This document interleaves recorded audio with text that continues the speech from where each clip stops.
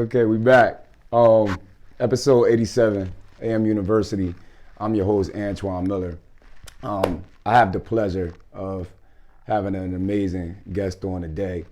I like to, I say this often about this platform. Like I love to connect the dots of things that we assume a lot in life.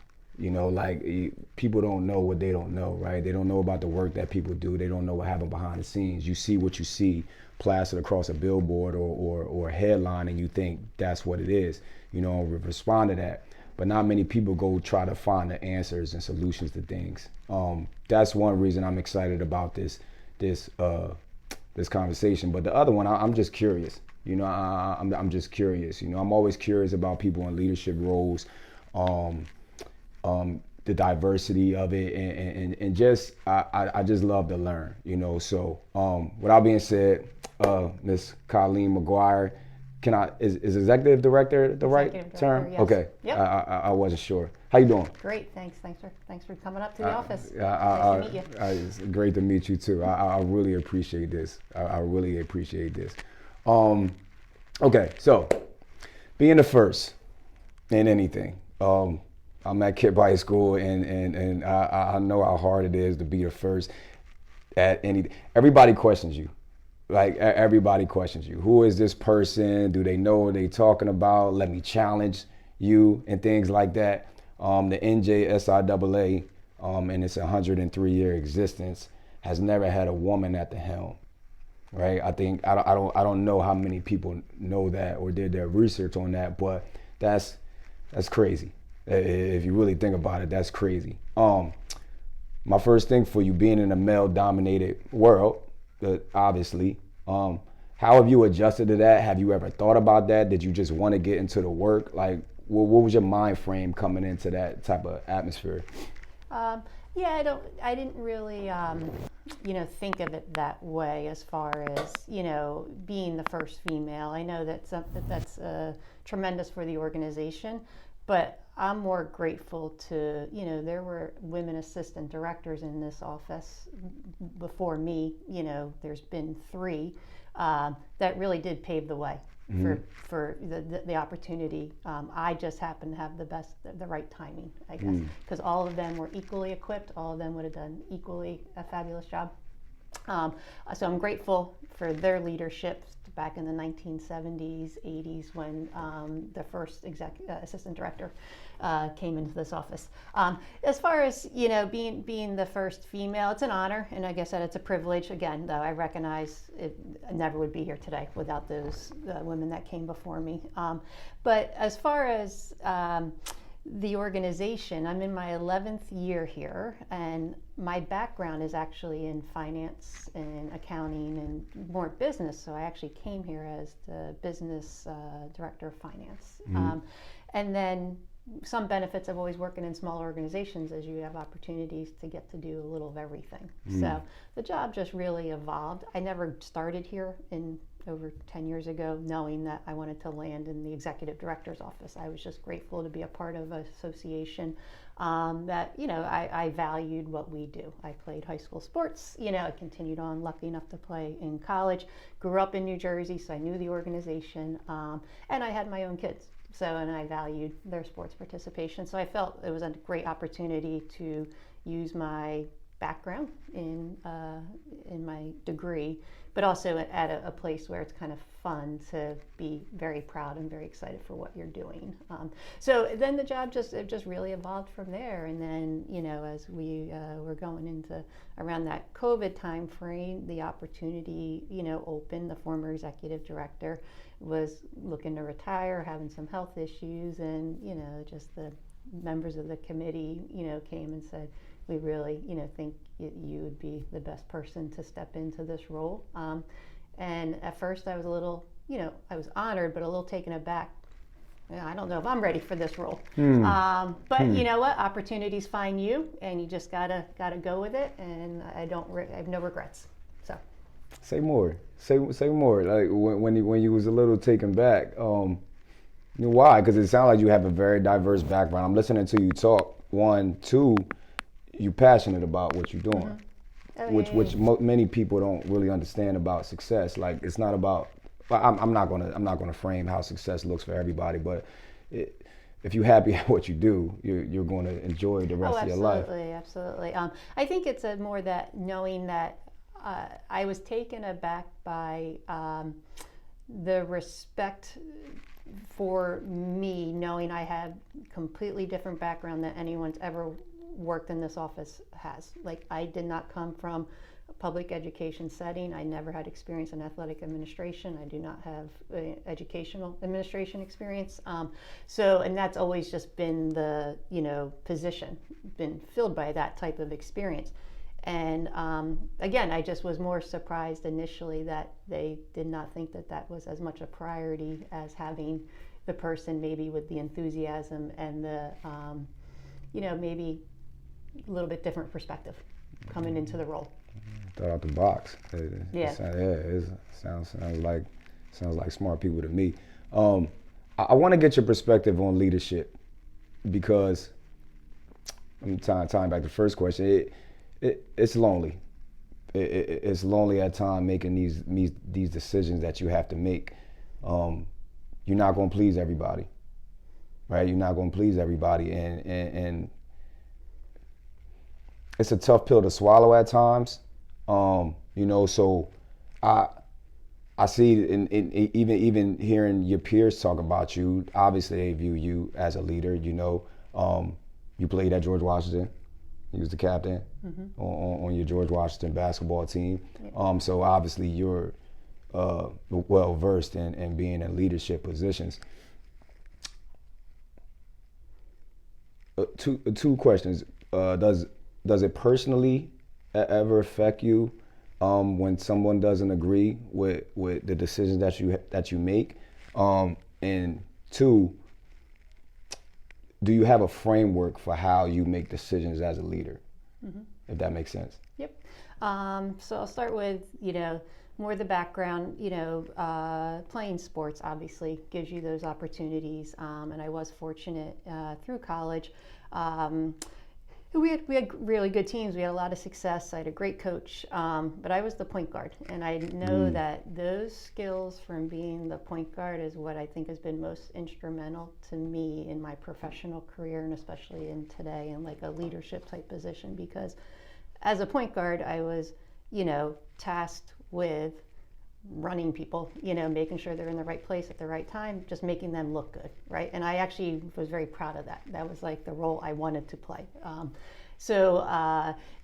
Being the leader on the court, didn't mean I was scoring the most points per game, getting the most rebounds per game. I just was the backbone to how the game flowed. And I was great. My college coach was a great teacher of that. He was a point guard himself through college, so he put a lot of pressure on me, and understanding that everyone on that court looks up to me, and looks to me to set the tone, get everyone in the right place. So now you fast forward that and you go into your professional career, and you kind of realize you're in the same type of scenario, same type of situation, whether it be an organization here, we have about 12 people on staff, or if you're in a large organization of hundreds of people. Your job is to, delegate, but to people that you trust, but put them in the right positions where they feel like they're a part of the team, that they're contributing, but also that make them look good, right? And so the other good lesson I learned from when I was playing basketball was, from my coach's perspective, he always did a very good job of praising us all at practice. But being tough, but, he would always pull you aside quietly and say, I know you can do better than that, or, pointing out your mistakes or your flaws. Yeah. He didn't put it out there in front of the larger group. He never wanted you to make you feel bad about yourself, right. And that's very important as well in leadership. Like, you never want to make someone second guess themselves or make them feel bad in front of a larger group. So it's that kind of, you're going to criticize behind closed doors. You're going to, work on, how to get better at something. But then you're going to make sure you give credit where credit's due and you praise and, out in front of others to make everyone just feel like they're part of the team. Right. So that's kind of the, how I try to kind of make sure I'm like operating here in my office. And also that filters out to like our member schools, because I want our member schools to feel like they do have a voice in how things are done. Leadership, what was your second question about, Well, just decision making. Okay. Yeah. Decision making. Yeah. So that gets, here, so there is like this kind of sometimes misconception that, everything that goes through the association, I just rule on, make a decision, and my way or the highway. Yep. That's not how it works. Yep. And nor do I want it to work like that.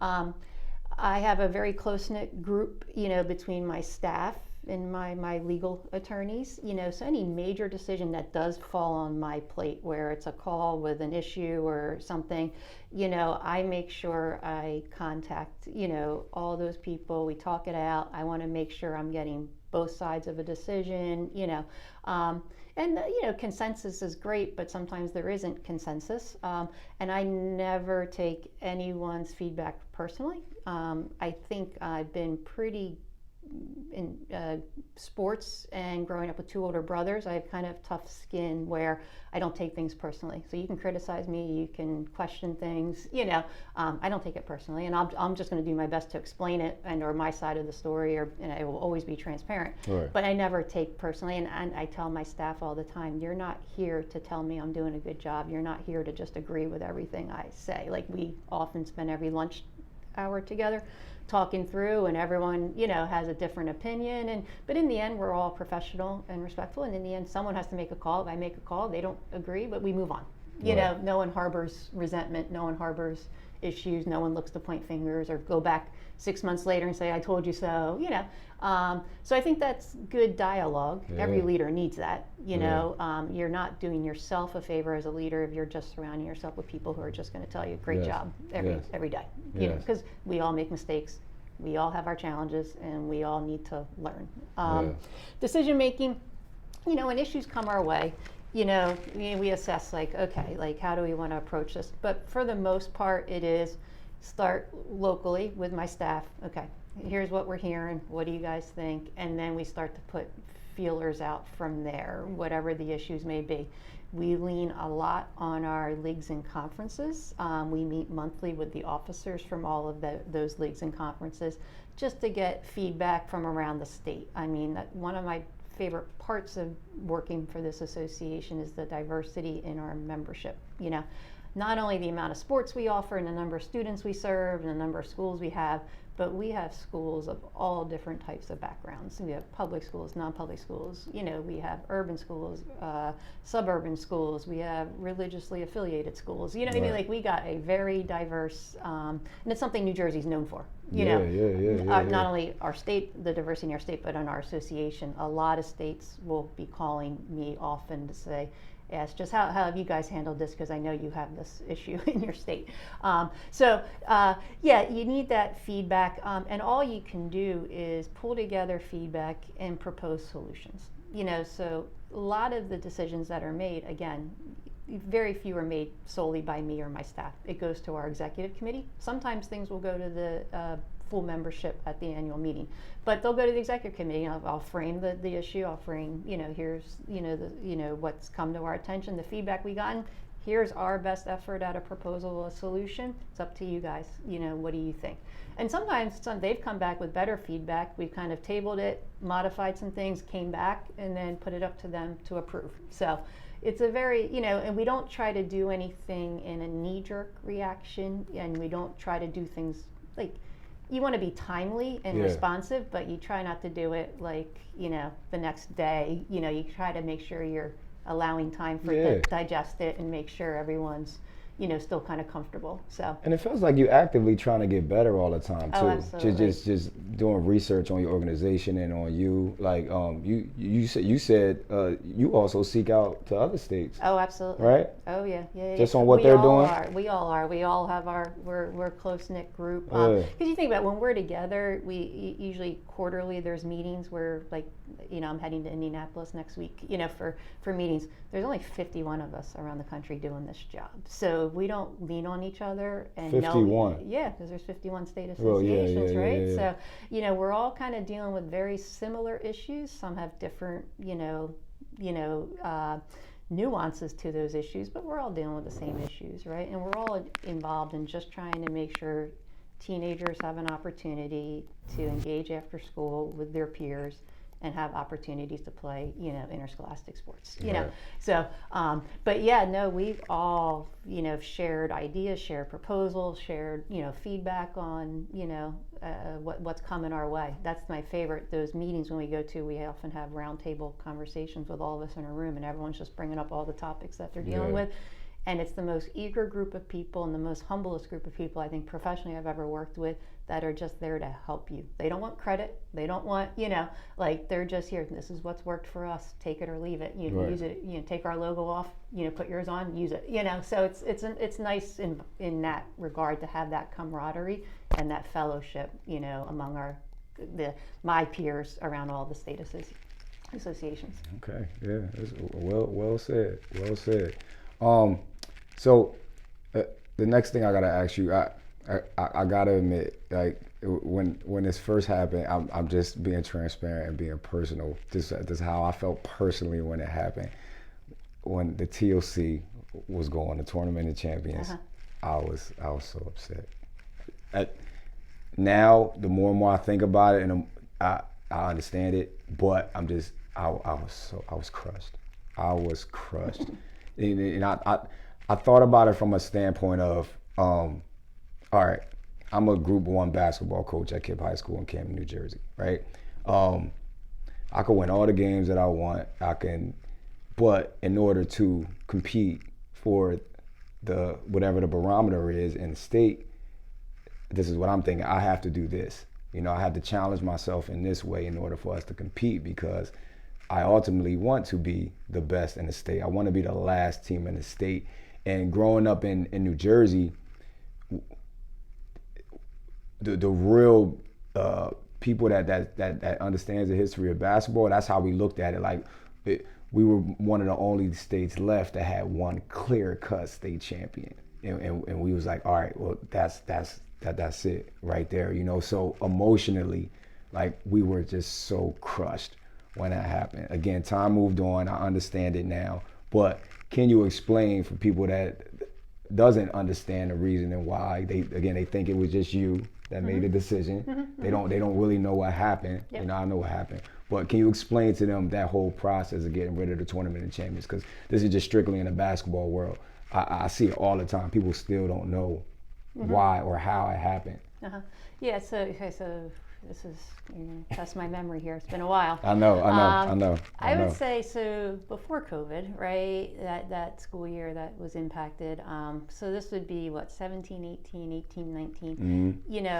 We were running Tournament of Champions across several sports, not just basketball, right? And let's start with, I actually did play in the Tournament of Champions. My junior year in high school, I won a Group 1 state championship, and then we actually had a huge first round upset in the Tournament of Champions. We beat Group 4 Linden, and then I lost to St. Peter's at the time in the second round.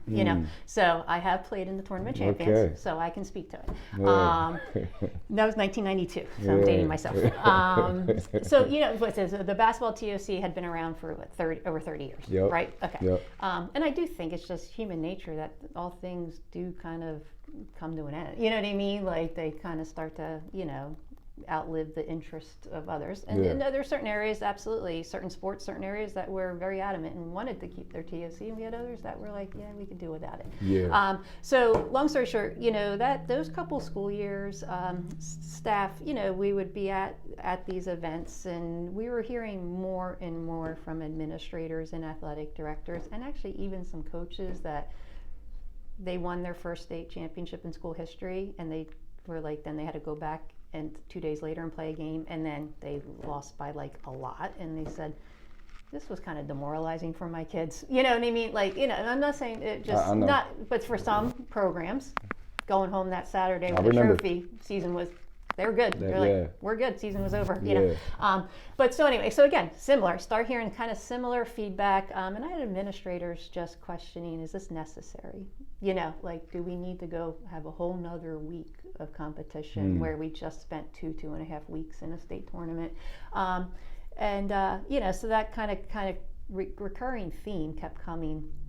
Then at the same time, we kind of had, as some sports were starting to grow, when they instituted their TOC, they took away from the regular season because they still wanted to get done at the same time. So they cut into their regular season and started their state tournament like way earlier than other sports in that same season. Okay. And like softball was a recent example, one of the more recent additions to the TOC. And they ended up starting their state tournament like a week earlier so they could still end the same time. So you started having some coaches, and softball is a very high participation sport. We have probably 80% of our schools play softball. Why are we losing regular season, you know, just so a small handful of schools can play another tournament, you know? So, you know, that was like some feedback, you know, like, is this really the best for the greater good? Are we serving everyone if we're just looking to take away from the regular season opportunities from all schools just so we can play a state tournament and then have another week of another tournament for 6 schools, you know? So again, you start to get feedback, and then with that, we had an increasing frustration of some executive committee members, again, back in this window. Sports were operating on an island, meaning they were all starting to set their own dates, and they had their own complicated scheduling formulas.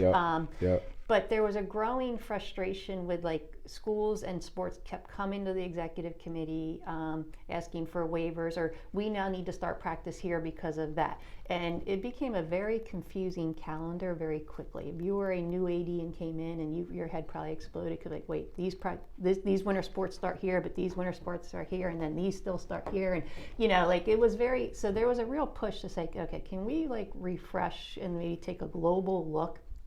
And first, bring a little consistency to our seasons. Can we also bring a little equity, meaning that there were some seasons that had 3 weeks longer than other sports, you know, or, you know. So we started to, like, look at it globally. Now, all this kind of then, you know, we got a little distracted with COVID, you know, put that on the back burner. But then as we were coming out of COVID, we had some time to refresh. So we brought some committees in, brought some principals in, some supers, everyone, so bring some feedback. Talked a lot with our executive committee, but the biggest, for the tournament champions in particular, the biggest amount of feedback we got from our leagues and conferences. So I mentioned them earlier. They're the officers from our 15 leagues and conferences around the state. We meet once a month, and we started putting this out there. Like, guys, this is what we're hearing. Start talking to your member schools. Let's continue talking. Bring us feedback. And each month, more were coming back with, we're good. You know, let's just move on from the TOC in all sports. Let's normalize our schedules. Let's provide equitable regular seasons for everyone, not continuing to pull back, you know. So it just kind of grew from there. So to the point where, yes, no, I did not make the decision. I did not adopt the policy. It was, all right, once there was consensus from those 15 leagues and conferences. Now, again, there was always a couple schools. I mean, if you stood to have success in it, you probably were sad to see it go. We have some lacrosse schools that really didn't want it to go, some basketball schools, some volleyball schools, you know, but those are schools that tend to be in it, you know? But I think in the end, similar, like you said, you've come around, they kind of now, they weren't happy, they were upset, they understand it.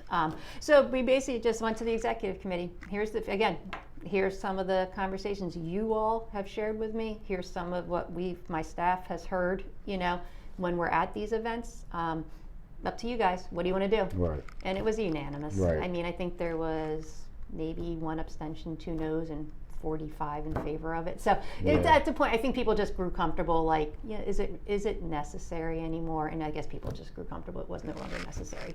So put closure on it. There you go. So there's still people that miss it. But I have to say, you know, I think, you know, at that last year, now granted, we had a tremendous crowd for the boys finals at Rutgers. But those preliminary rounds, I was out at Tom's River, and just the enthusiasm gap, we had 200 people at the game. You know what I mean? I'm like, and these teams are traveling hours to get to Tom's River for the quarters and the semis, and there was 200, 250 That's people true. at the game. And Absolutely. I'm like, yeah, that's to me made me realize, I never thought of that. okay, there's great enthusiasm for that finals, and then the other thing, those schools now, right, whether it be a Camden versus a Roselle Catlin, whoever it is now, like scheduling flexibility has so opened up with our leagues and conferences that all of these schools that are striving to win a TOC or get to that level, they're all playing each other during the regular season. We allow schools to go travel out of state. You can play other schools in New Jersey that aren't members of ours. So that flexibility is there for those programs, and also then the opportunity, the regular season is there for those programs that don't strive for that Right. just want to engage their kids, Right. and Right. hopefully get better each year. Right. So I think that, because there are states that don't even allow their schools to travel, which blows my mind, they don't allow to travel out of state, or they can travel to a neighboring state and play, but they can't go anywhere, tournaments up in Massachusetts, or, Right. you know what I mean? Right. Like, that's not allowed. So I think our schools have it pretty good in that they can go find that high level competition all during the regular season, and they Yeah. do. Many of them do, because I see the results. Yeah. So you don't need that TOC final game to determine who's number one team in New Jersey, because I'm Yeah. pretty sure that they can determine it Yeah. during the course of the season. So Well said. Yeah. Well said. Well so sorry said. to disappoint. No, but, no, that's no. kind I mean, of the background. look. You. But for the record, no, I did not make the decision. I just, again, put the feedback, give it to the committee, and say, 51-member executive committee, you guys decide what we should do. You explained it as well. Anybody that don't like it after this, you just don't want to like the decision. Yeah, they just don't like the decision. And that's fine. I respect that. I respect it. Yeah. I'm a coach, so I'm speaking from a coach's perspective. You can speak on everybody if you want. We're all a part of this organization, right? What can we do better to help serve y'all? Because again, I can imagine the things that you're telling me right now, that's not even half of what y'all have to overcome and find solutions for on a daily basis. I know these are complex things that you don't have to say it, I'll say that we're probably not making necessarily easier when it comes to y'all table. Is it anything from a coach's perspective or any administrator, whatever you want to go with it, that we can do better to help serve y'all? I don't think as much serving us as much as making sure you're serving your student athletes. I think too many coaches, and everyone wants to win, get it? We're in sports, we're competitive by nature, and everyone wants to win. But I think just reminding yourself of the importance of this environment of sports, meaning education-based, kids staying after school, playing with their friends, playing with their classmates. Sometimes too, I think coaches lose sight of maximizing participation for the sake of just trying to garner wins. And I see too many kids, and the feedback I get, I meet, a couple times a year with student ambassadors, from all kids, is kids fade when they, again, don't feel they're a part of the team. And it's not so much playing time, it's just being valued and being part of the team. And I think it's kind of a shame so many times some coaches lose sight of the kid may not come off the bench, but that kid still plays a role, So I think, just remembering the priorities of education-based athletics is teaching these kids how to be a good teammate. It's the social emotional development. It's the learn to, respect your teammates, respect your opponents, and respect officials. In the end, you're all going to have a boss someday. You're all going to have to listen to someone. That official, you're not going to like the call, but you got to respect it and move on from it and focus on what you do control. So those are those lessons that are invaluable that these kids, that are going to take with them into their future selves. And sometimes when I see programs or coaches losing sight of that, it kind of bums me out, because how many of our kids, their athletic careers are wrapping up when they graduate high school. Yes.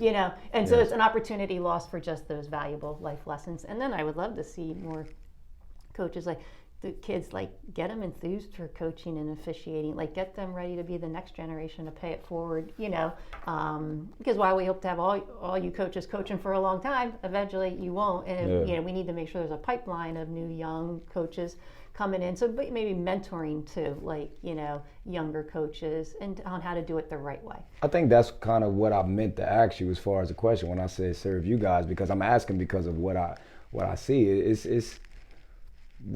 A lot of us have lost sight of why we're here. You talked about the referees, for example, right? I'm like, I was at BCIT West Hampton in Burlington before I got the job at KIPP for 8 years as an assistant, and I was so loud, like toward the referees. I would like every single thing. I would lose my voice every day, and then I learned I'm like, one, this isn't helping. I mean, they made the call. You need to go to the next thing as a coach. So that's one that isn't helping. But then I started thinking deeper. Like we got a shortage, right? Like we don't have enough referees as it is. So you're embarrassing them in front of a gym, right? They're human. The fans can hear, everyone can hear that you're embarrassing them. Why would you think that would help this game? Why would you help why would they want to come back? Why would they want to grow? And it's just not, what are we doing? And I see more of what you're saying so much, and it's just like. Well, I think it's the message you're sending to your kids, because then you start to lose your kids. If coaches just focus on the officials and harassing them on every call, or just losing your cool and composure, because from a parent, it's the same as coaching. Like kids, you learn quickly. They do as they see. They're not going to do as they hear. So you could talk to your blue in the face. But they see a raging idiot on the sideline, flailing and yelling, and and I remember that's something actually when I was in college. Again, I credit my college coach. I learned very early how your body language, how important it is. Again, when you're people are looking up to you, because he told me right away. He's like, listen, you're the one that's allowed to talk to an official. But this is how you're going to talk to an official. If there's an issue during a game or calls or a question, you're the only one that talks, and this is how you're going to do it. You're not going to be all dramatic, and you're going to quietly ask a question going in and out of a timeout or during a pause in play. You're not going to make a scene. He's like, because if I ever see you out there with your palms up like this, your ass is going to be on the bench next to me, because I can't have you out there losing cool, and then we lost everyone else on the team. So, and that really also resonated, that expectation of, okay, you got to take everything slowly, and there's an appropriate time to question something, an appropriate time to challenge something. You don't do it, emotionally. So you was always this calm? Yes. I think that's why he looked at me like that. That's why he had those conversations. Not with your brothers. Not with your brothers. No, not with my brothers. Yeah, but after your brothers, then not with my brothers. It was smooth. But you don't. Yeah, as soon as you get emotional, you lose everything. You lose everyone. Yeah. So, but no, coaches. I think it's just have fun with the kids, and just I think look back to your own days and what did you want in your own days, And again, it's not so much the kids in playing time. Some kids know, I'm not good enough to get that much playing. They still just want to be a part of the team. Right. And it's okay. It's okay that they're not as good, but they should be valued as well. We'll finish with this. And you've been basically answering this question the entire time we've been talking. But in a perfect world, what does high school athletics look like for you in the state of New Jersey? Yeah, just a positive experience for the 280,000 plus kids that play every year. I mean, think about it. That's a ginormous amount of kids that we're touching. 33 sports, 440 schools, and learning to win with class. But learning, and losing with grace. Those are invaluable lessons that are going to translate and only make them better in the real world. I think we've done a good job in recent years. I'm proud of my executive committee, of my staff, of being a little, kind of progressive, forward thinking. We, when the Supreme Court ruled in the Austin case, that summer I said, okay, we need to get ahead of the NIL because we have athletes in New Jersey that are going to be worthy of having NIL deals, and I don't want to stand in their way. And as long as it's not going to jeopardize their athletic eligibilities at the college level, then we're going to allow this. So we quickly got to work. We were one of the first states to adopt a pretty comprehensive NIL policy. And this is when I think, you could go to, I can give you at least 10 states, you'll see verbatim our NIL policy. They just put their logo on top of it, And again, I was like, please take it. The more that we're all being consistent, because we have kids going from one state to the other. I mean, transfers occur, families move. The more we're all consistent out there, the better for everyone. Yeah. And then, with our transfer rule, that was the next big thing. I saw a lot of inequities. I had a lot of issues with our old transfer rule. So I really challenged people to start thinking outside the box. Okay, okay, what can we do, to really help level the playing field when it comes to our transfer rule. Again, that took a good 7-8 months process. We went through, I think, 5 different models of types of transfer rules, but we landed, and I'm very, very happy with where our transfer rule is today. So I think we need to, as an association, the adults running the association, meaning the executive committee, my staff, we need to stay mindful that what worked 30 years, 100 years, doesn't necessarily mean it's going to work today. These are a new set of kids, new set of expectations, new set of pressures, on them when it comes to how they not only perform, but how they present themselves. Everything. And I don't envy any of it. I'm so grateful I grew up and played in the 90s and didn't have all this other expectations. And so I just played when it was fun, and we didn't have all this other chaos in our life. But interscholastic athletics though, but in the end, we can never forget our original priorities. Our original mission is, again, it's the education-based, the physical activity is phenomenal, but it's the social, emotional development and the lessons that these kids learn. And, that is going to translate really to successful people, and members of their community.